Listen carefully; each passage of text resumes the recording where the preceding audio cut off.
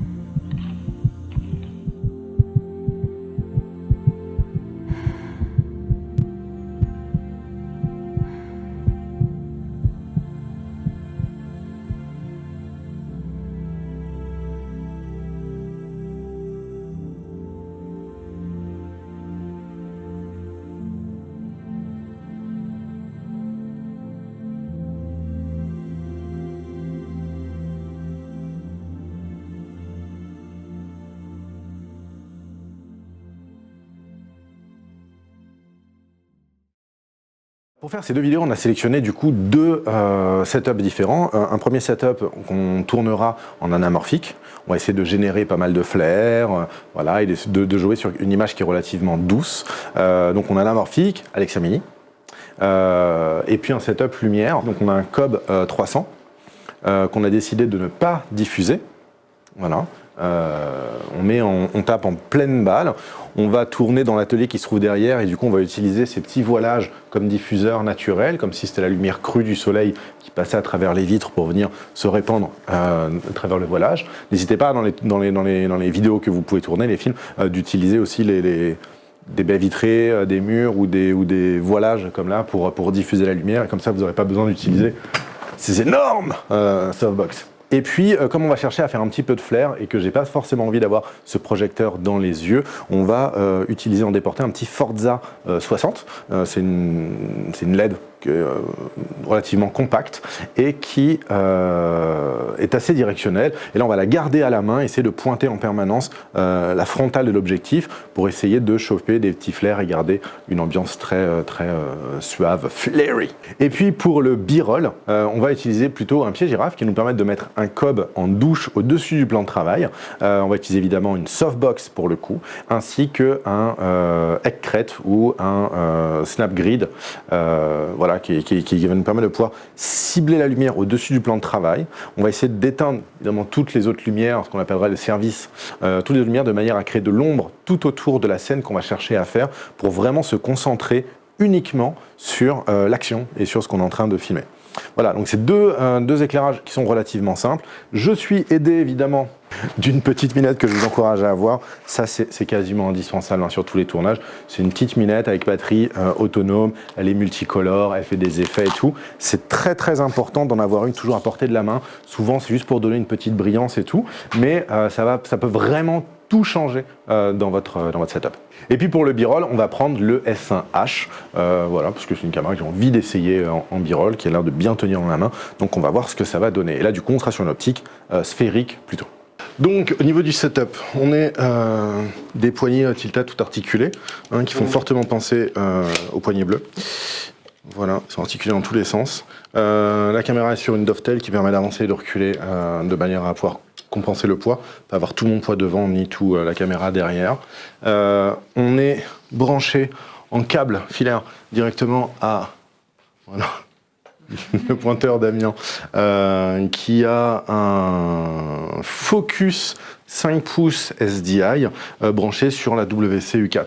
Alors là, je vais utiliser les polières pour non pas la mettre à l'épaule, mais pour tenir la caméra au niveau de la table. Et pour ce faire, je vais utiliser les poignets et je vais les décaler. Hop, comme ça, comme ça. C'est une technique qui est très très connue et qui fonctionne vraiment très bien. Ça sert à pouvoir décaler un petit peu le centre de gravité. Et du coup, on tient la caméra comme ça. Il faut juste qu'elle soit bien serrée. Là, comme ça, on est vraiment plutôt bien. J'ouvre mon viseur. OK. Donc là, on va tourner avec des optiques Kowa anamorphiques pour cette vidéo. Ils ont une distance de mise au point qui est relativement éloignée, donc du coup, on va utiliser des bonnettes dioptriques, on appelle ça des bonnettes macro. Alors, l'avantage des Kowa anamorphiques par rapport aux Orion, c'est qu'on peut visser directement des bonnettes qui ne sont pas trop grosses directement sur les objectifs. On est en 77 mm, ce qui est un diamètre qui est relativement courant. Petit aparté, mais quand vous fixez un filtre sur une optique, assurez-vous que les deux soient bien propres. Voilà, voici de vous retrouver avec des flares fixes, un peu moches et pas du tout naturels. Alors j'ai tourné l'intégralité des images avec des Kowa anamorphiques, et puisqu'on avait un petit peu d'avance sur le planning et que j'avais pris avec moi un Orion anamorphique 40, j'ai décidé de tourner 2 fois le même plan, un avec l'Orion anamorphique et un avec le Kowa anamorphique, de manière à ce qu'on puisse voir la différence. Il y a une grosse différence en termes d'esthétique et de prix, hein, vu qu'il y en a un qui est 2 fois plus petit que l'autre, mais il est également 2 fois plus cher. Alors, est-ce que c'est justifié? On ne sait pas. En tout cas, l'autre est légèrement plus rapide. Il a un peu plus d'un demi-diaph d'avance.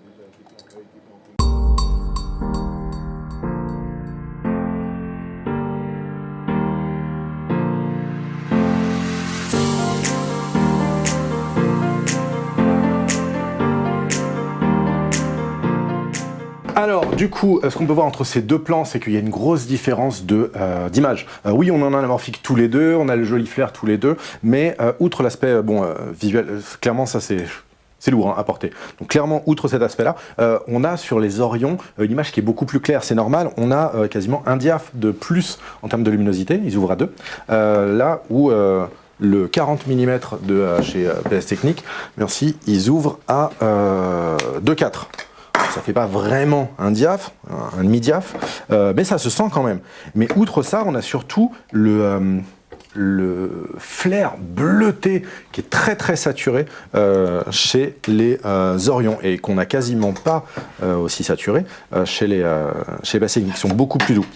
Donc voilà, c'est deux esthétiques différentes. Est-ce qu'il y en a une mieux que l'autre? Non, je pense que chacun s'accommodera de ce qu'il préfère. Clairement, si vous voulez une image très marquée, anamorphique avec des jolis flairs bleus, les Orion feront largement l'affaire. Si vous préférez une image qui soit un petit peu plus douce et qu'on arrive à oublier un petit peu plus le côté anamorphique quand on les regarde, dans ce cas-là, privilégiez plutôt les Kowa anamorphiques. Moi, ce sont mes préférés. Voilà, je trouve que ce flair peut être des fois vraiment très perturbant quand il est vraiment trop bleu, trop présent, trop saturé. On continue ? On continue. Allez, alors à présent, on va tourner le fameux B-roll.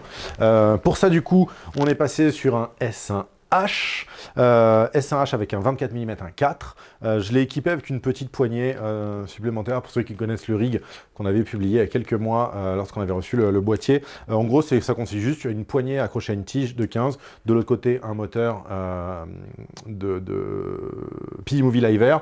Et sur le dessus, ici, une tige et la télécommande là, qui tombe sous le pouce pour faire le point. Voilà. Bon, c'est un peu une vieille config, mais je trouve qu'elle fonctionne toujours très bien. Voilà, on a décidé de ne pas mettre d'écran parce que je vais devoir manipuler la caméra un petit peu dans tous les sens. Mais là, la caméra, elle est bien accrochée. J'ai quand même eu peur. Je me suis dit... Tu n'étais pas serein, maman. Ouais, je me suis dit, si je fais ça avec Esbar, déjà, mon plan est niqué, mais en plus, la caméra est toute morte. Tout le matos est mort. Mais bon, non, ça va, ça... Tiens, le truc. Bref. Voilà, en tout cas, pour ceux qui nous suivent sur Instagram, ils ont pu voir ça il y a ouais, un bon 2 mois déjà, hein, même plus. Ok, est-ce que tout le monde est prêt pour tourner la première séquence? Oui. Normalement, là, moi, ce que je voudrais faire, comme on peut voir en haut, du coup, on a notre petit cope qui va juste nous donner une bonne aire de luminosité juste ici en dessous. On utilise donc le grid qui nous permet de vraiment pas trop faire baver la lumière tout autour et de garder tout l'environnement relativement sombre. Donc on va vraiment créer le contraste entre la scène qu'on filme et l'arrière-plan. On n'a pas du tout envie d'éclairer l'arrière-plan. Là, c'est le plan juste d'intro. Donc, on va faire venir Pauline avec le petit tube de tissu et elle va venir le poser ici. Mais elle va venir au flou. Je ne vais pas faire le point sur elle. De manière générale, je vais rester vraiment dans des distances de mise au point qui sont relativement proches de l'objectif. Voilà. Et comme j'ai envie d'avoir un mouvement, je ne vais pas rester en statique ici. Je vais légèrement l'accompagner et le but du jeu, ça va être réussir à faire matcher ma distance de mise au point qui est fixe. Je me mets à 40 cm avec l'endroit où Pauline va poser le rouleau et le faire rouler. Et je pense qu'on va être obligé de refaire plusieurs fois la prise jusqu'au moment donné où on sera parfaitement synchrone dans la mesure où elle bouge, moi je bouge et ça va être rigolo. C'est parti ? C'est parti. Alors, hop, je me fais, si tu peux le mettre à peu près ici, ce sera très bien. Moi je suis net là, donc il faudrait que je sois à peu près ici au moment où tu le poses. Okay. Voire même peut-être... Ouais, peut-être là. C'est bon pour toi? Il y a un petit zigouigoui, je sais pas si tu le vois ici. Bon courage. Et donc du coup, c'est quand moi je suis là. Donc on pose et on fait rouler. Ouais. T'es prête? Yes. Et ça tourne. 3, 2, 1, action. Merde. Ça peut pas marcher la première fois, c'est normal. Il est moins soyeux que l'autre, alors c'est moins facile.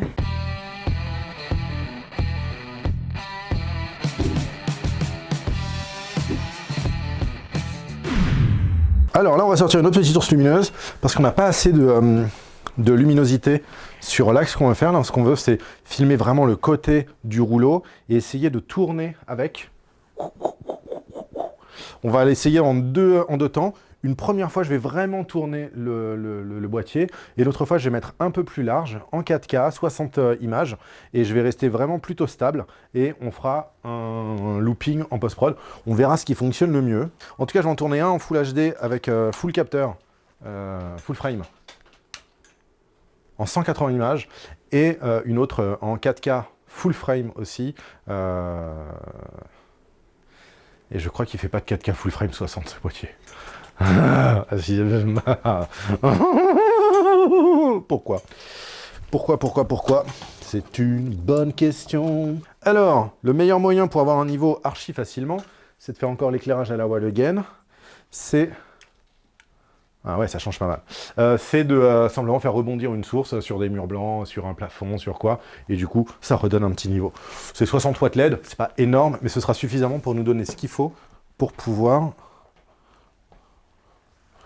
Waouh, ça va être chaud patate. Pour pouvoir faire notre petit plan. Alors, déjà, on va faire le point. Qu'est-ce que c'est bien d'avoir le point directement ici. Oh, c'est incroyable tellement c'est bien. Ok. Donc, dès que tu es prête, 1, 2... Je me fais juste dérouler. Ouais. 1, 2, 3. Vas-y. Oh, c'est pas bon du tout. 1, 2, 3. Pardon. Ah oui, tu peux t'excuser à ce niveau-là.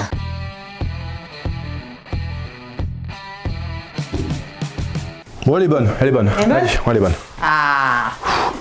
Voilà, ok, on a dit. Après ça, qu'est-ce qu'on fait? Tu voulais que je trace? Il n'y a pas la règle, l'histoire de la règle pour que je trace dessus. Tu traces là-dessus, ouais. Ouais. Ok. Action.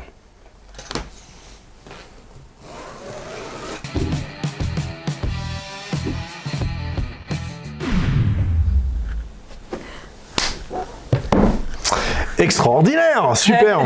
Très bien, plan suivant. Prête? Vous pensez qu'il est drôle. 1, 2, 3 et action. C'est bon, elle est bonne pour moi. Elle est bonne pour moi. Génial. Il n'en fallait pas plus pour me faire mon bonheur.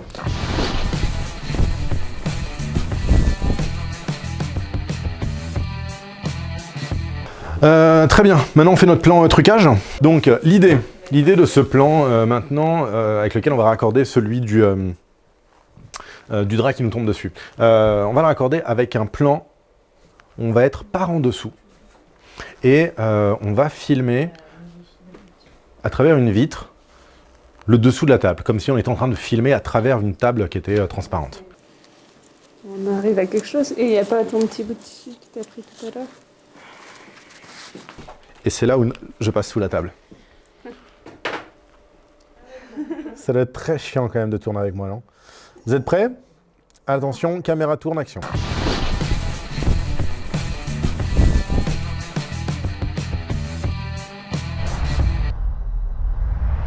En fait, en faisant le montage là, de cette vidéo que vous regardez, je me suis rendu compte que en fait, la personne qui faisait le BTS, hein, le making of, a dû partir un petit peu plus tôt et du coup il n'était pas là pour la fin du tournage. Donc il y a pas mal de plans pour lesquels en fait, on n'a pas d'image, d'illustration pour montrer comment ça a été fait.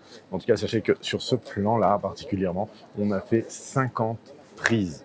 Mais c'était très compliqué à suivre, notamment parce qu'on était à pleine ouverture, on avait une distance de mouvement qui était vraiment toute petite, vraiment minuscule. Donc c'était très compliqué. Voilà. Alors voilà à quoi ressemble le plan une fois qu'il est remappé et puis une fois qu'on a mis un petit coup d'étalonnage dessus. Et alors pour ces plans-là, ces plans de rotation, en fait j'ai quasiment rien fait. Bêtement, j'ai fait un petit remappage temporel sur le début du mouvement et sur la fin du mouvement. Et puis sinon c'est juste un simple cut, en fait, tout simplement. C'est vraiment super simple à faire.